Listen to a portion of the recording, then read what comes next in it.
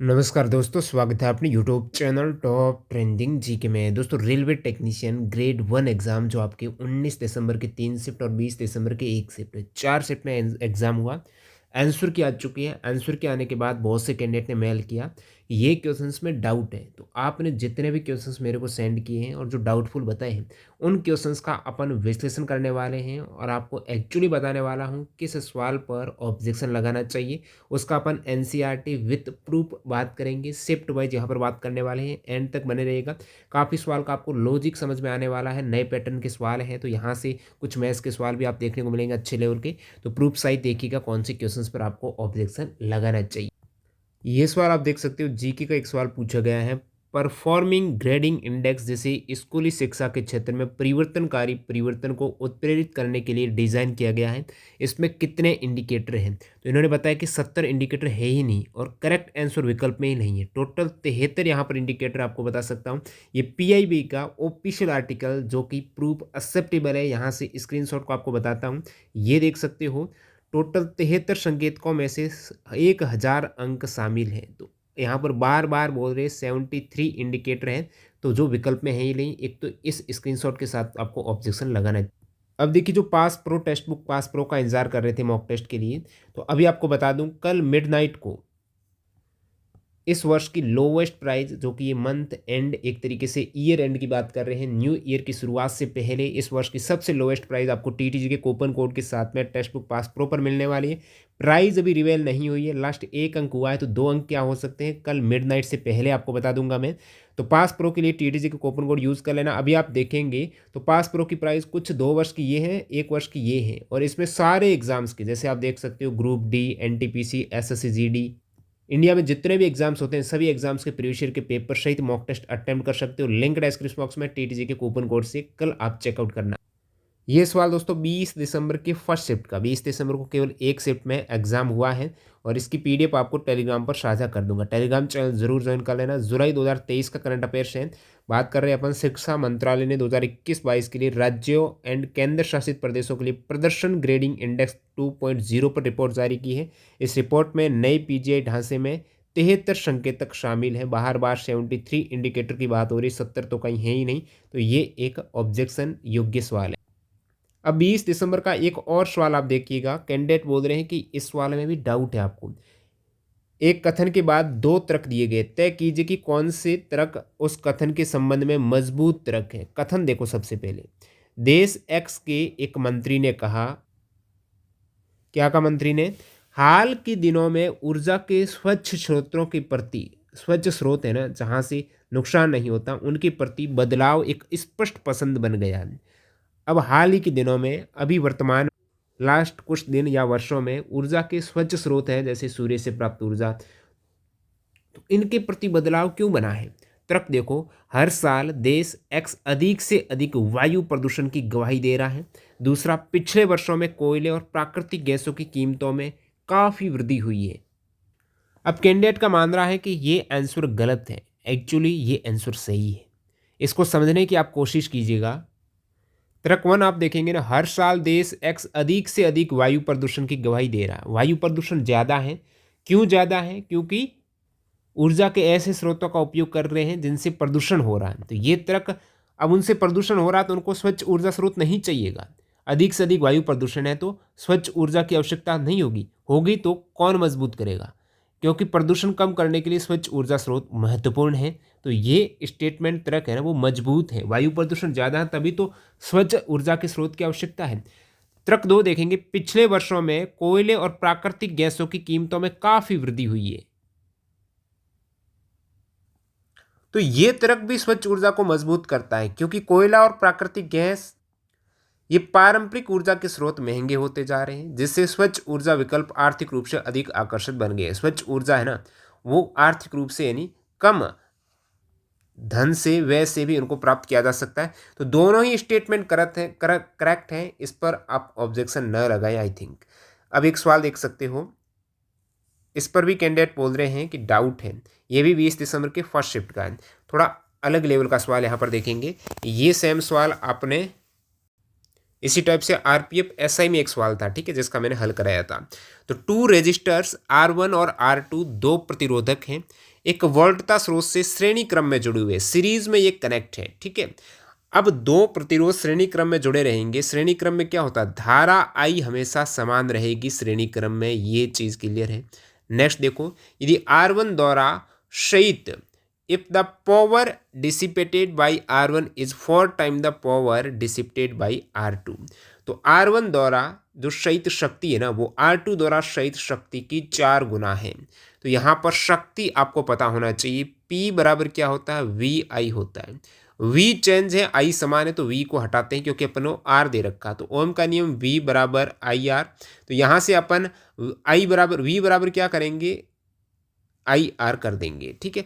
तो P बराबर आपका हो जाएगा I² R। अब दो केस है, एक P1 एक P2। P2 आपका हो जाएगा I² R2 और P1 I² R1। और ये बोल रहा है यदि R1 द्वारा क्षयित शक्ति R2 द्वारा क्षयित शक्ति की 4 गुना है। R1 द्वारा क्षयित शक्ति जो P1 है ना, ये 4 गुना P2 है।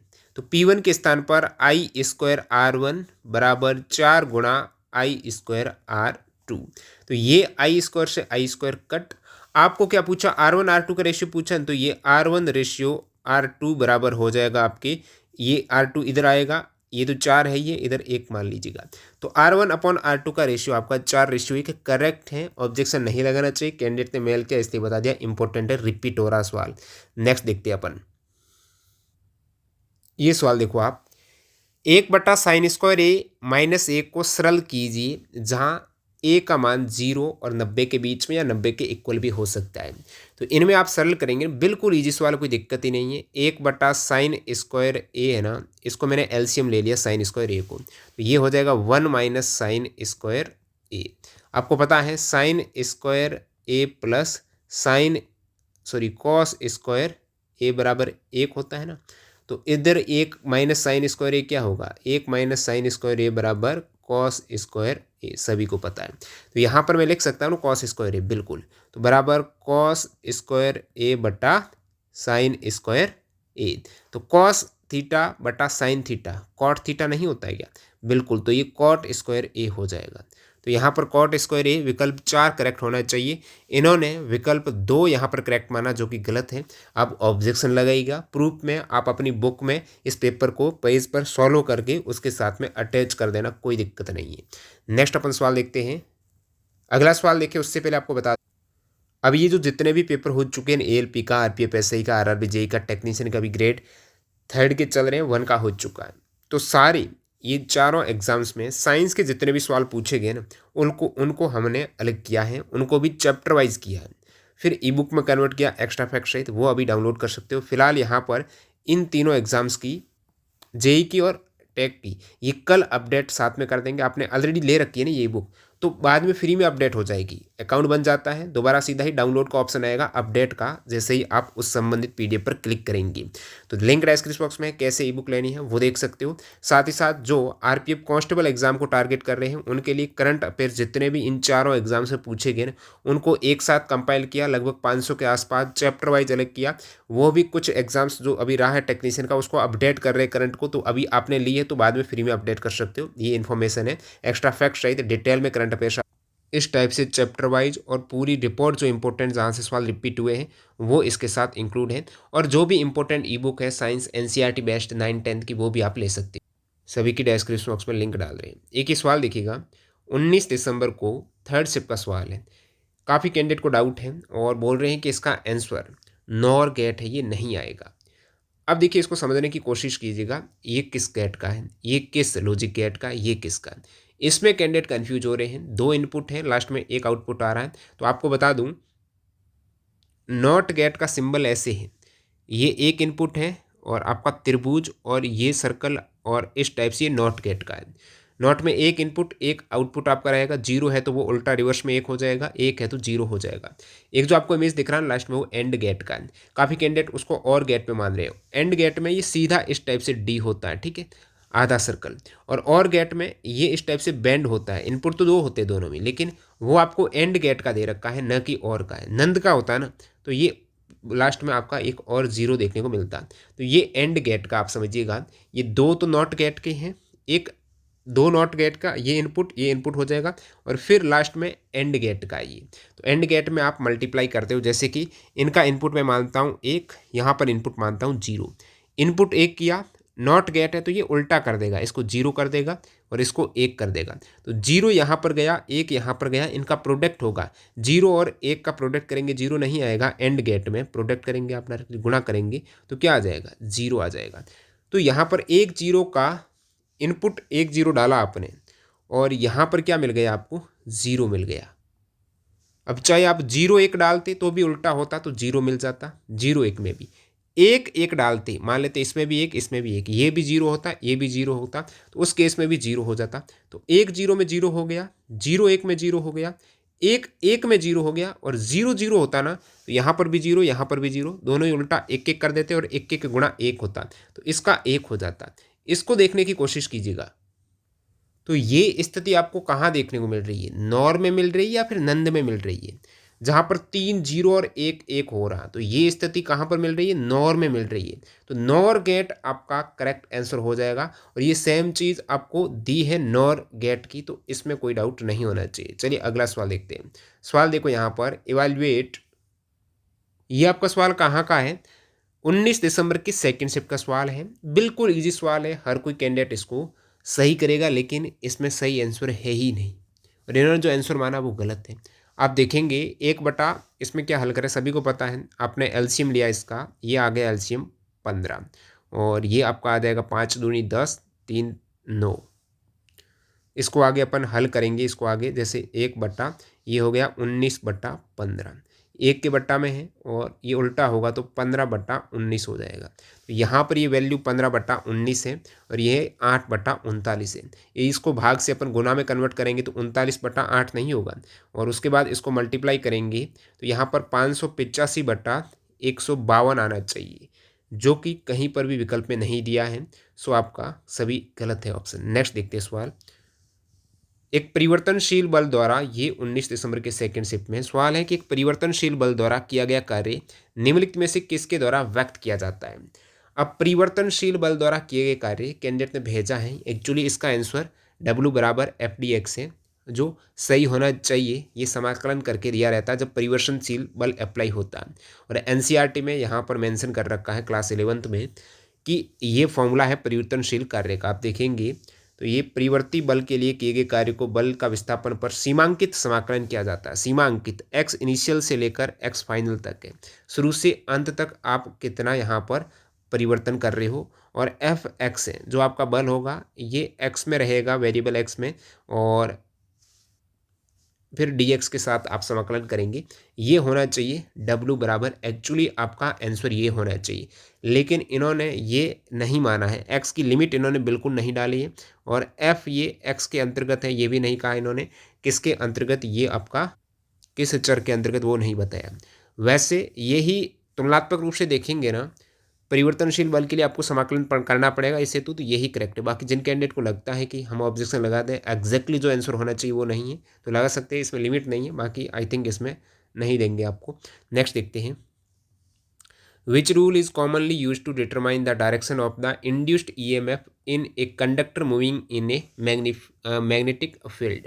तो यहाँ पर आपको पूछा है कि इंड्यूस्ड EMF यानी प्रेरित विद्युत वाहक बल, तो प्रेरित विद्युत वाहक बल किसी कंडक्टर में जो मूविंग कर रहा है, किसी चुंबक के क्षेत्र में, मैग्नेटिक फील्ड में कोई भी चालक आप मूविंग कराएंगे तो उसमें क्या उत्पन्न होगा, आप कहेंगे प्रेरित धारा उत्पन्न होगी। उसमें प्रेरित धारा से पहले प्रेरित विद्युत वाहक बल उत्पन्न होगा। प्रेरित विद्युत ये एक तरीके से विद्युत वाहक बल यानी विभवांतर उत्पन्न होगा। विभवांतर होगा तभी वहाँ पर धारा फ्लो करेगी, आगे बढ़ पाएगी। विभव का अंतर नहीं होगा तो धारा कैसे आगे बढ़ेगी। तो ये इंड्यूस्ड ईएमएफ एक तरीके से माने कि भाई इंड्यूस्ड ईएमएफ कहो और प्रेरित धारा कहो, लगभग इंड्यूस्ड ईएमएफ तो विभवांतर को बताता है, और प्रेरित धारा और विभवांतर दोनों ही अलग अलग चीज़ है। लेकिन यहाँ पर इन तुलनात्मक रूप से देखेंगे ना, तो एक मैं एनसीईआरटी का प्रूफ बताता हूँ। क्लास 12th का मैंने देखा चैप्टर 6 फिजिक्स, इसमें लेंज नियम के बारे में बता रखा था, और सेम चीज़ आगे इन्होंने इंड्यूस्ड ईएमएफ के बारे में बताई है। यूजिंग लेंज लो, लेंज के नियम का प्रयोग करके they provide an easier way to understand ये है ना, the direction of the induced EMF can be found using Lenz दो। यहाँ पर इन्होंने स्पष्ट रूप से कहा है कि इंड्यूस्ड ईएमएफ प्रेरित विद्युत वाहक बल की जो डायरेक्शन दिशा है वो लेंज नियम का उपयोग करके अपन फाइंड आउट कर सकते हैं। ये एनसीईआरटी का प्रूफ है। बाकी यहाँ पर क्लास 10th की एनसीईआरटी में जो चीज़ इन्होंने माना है नहीं, दक्षिण हस्त नियम, फ्लेमिंग का राइट हैंड रूल, वो क्या फाइंड आउट करता है, वो प्रेरित धारा की डायरेक्शन फाइंड आउट करता, ना कि प्रेरित ईएमएफ है।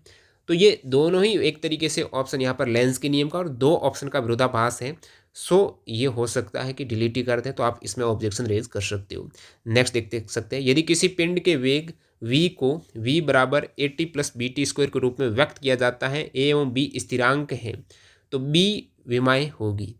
अब कुछ कैंडिडेट सोचते होंगे स्थिरांक की विमा नहीं होती, होती है ना भाई। गुरुत्वाकर्षण स्थिरांक g की विमा नहीं होती क्या, न्यूटन मीटर स्क्वायर पर केजी स्क्वायर। इसी प्रकार प्लांक स्थिरांक की विमा नहीं होती क्या, जूल पर सेकेंड। तो ये सारे स्थिरांक की विमा, अब कुछ की होती है कुछ की नहीं होती, ये तो स्थिरांक की विमा होती भी है, ठीक है। ए और बी स्थिरांक है तो बी की विमा आपको पूछिए। अब ध्यान देना, ये भी स्थिरांक, ये भी स्थिरांक है, ये वेग है, v बराबर वेग है। तो एक ध्यान देने योग्य बात ये है कि वेग की विमा आपको पता होना चाहिए। अब ये दोनों का योगफल है, मतलब इस टर्म की और इस टर्म की विमा है ना, वो इक्वल रहेगी, तभी योग हो पाएगा इनका, v की विमा आ पाएगी। तो यहाँ पर आप कहेंगे जो वेग की विमा है वो इसकी विमा भी है, जो वेग की विमा है वो इस टर्म की भी विमा है। ये यहाँ से थोड़ा बेसिक्स आपको पता होना चाहिए, क्योंकि वेग AT और BT स्क्वायर का योग है, इसलिए इन तीनों पदों की विमाएं समान होनी चाहिए, क्योंकि इनका योगफल है। सेम सेम विमा वाले ही आपस में जोड़ते हैं, ऐसे कैसे जोड़ पाएंगे। तो यहाँ पर AT और BT स्क्वायर का योग है ना, तो AT की विमा वेग की विमा के इक्वल है, इसी प्रकार BT स्क्वायर की विमा वेग की विमा के इक्वल है। AT की विमा क्या होगी, A की विमा गुणा T की विमा, BT स्क्वायर की विमा B की विमा गुणा T स्क्वायर की विमा।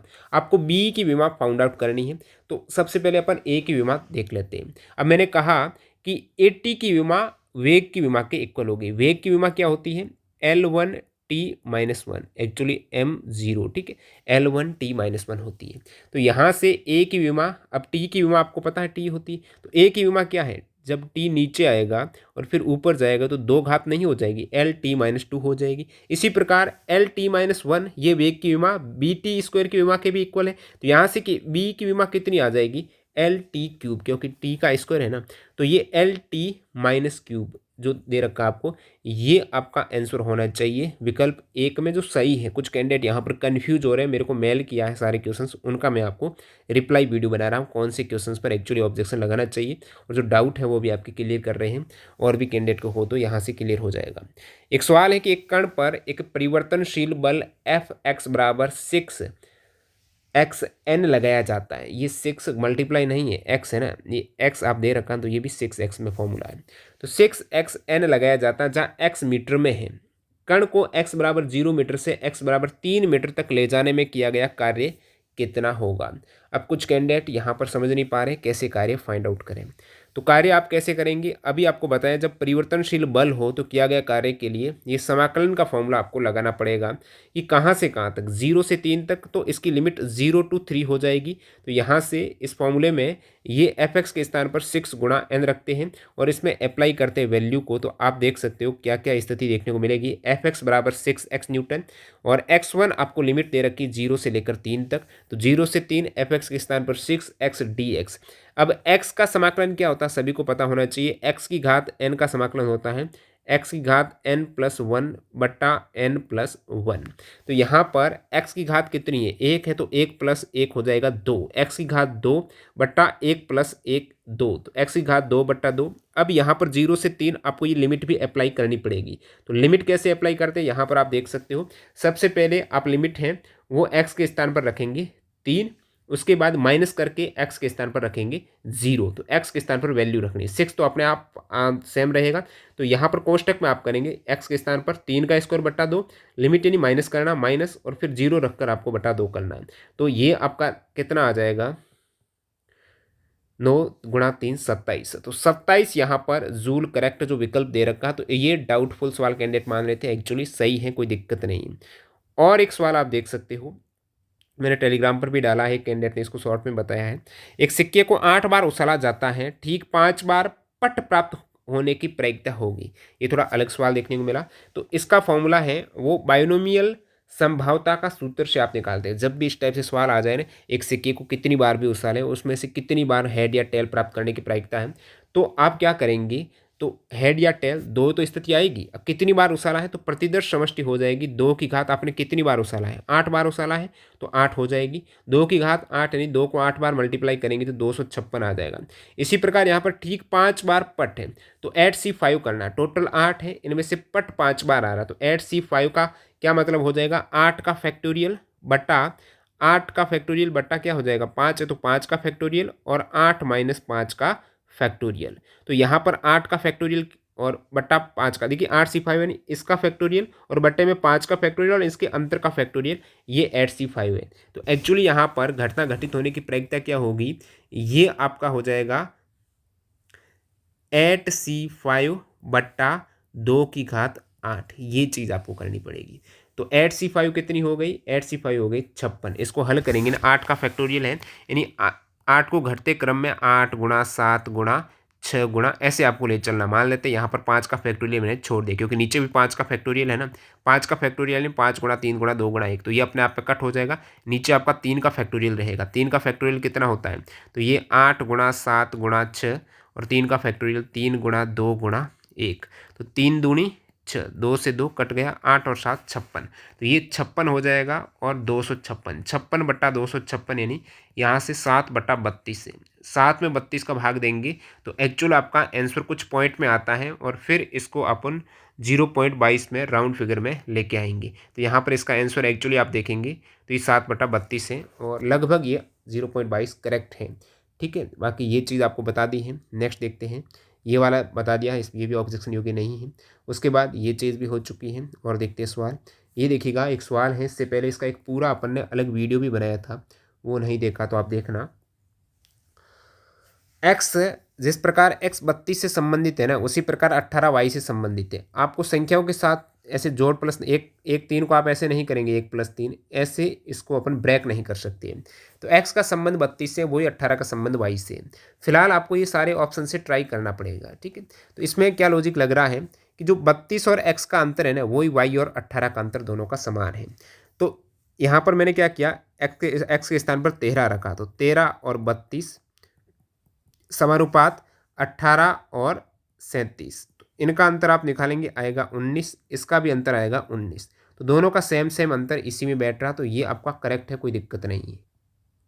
एक सवाल देखिएगा, 3.24 को 0.006 से गुणा करने पर परिणाम में कितने सार्थक अंक प्राप्त होंगे। अब काफ़ी कैंडिडेट सोच रहे हैं कि ये कहाँ से सवाल आ गया, भाई कभी देखा ही नहीं हमने। तो ये सवाल एक्चुअली मैथ्स का नहीं है, फिजिक्स का है। तो 3.24 को 0.006 से गुणा करने पर सार्थक अंक आपको पूछा है ना, तो यहाँ ध्यान दीजिएगा, सार्थक अंक का क्या मतलब, वो जैसे आपको दे दिया 3, 2, 5, इसमें कितने सार्थक अंक है, यानी शुद्ध अंक 3 ही तो है इसमें, और क्या।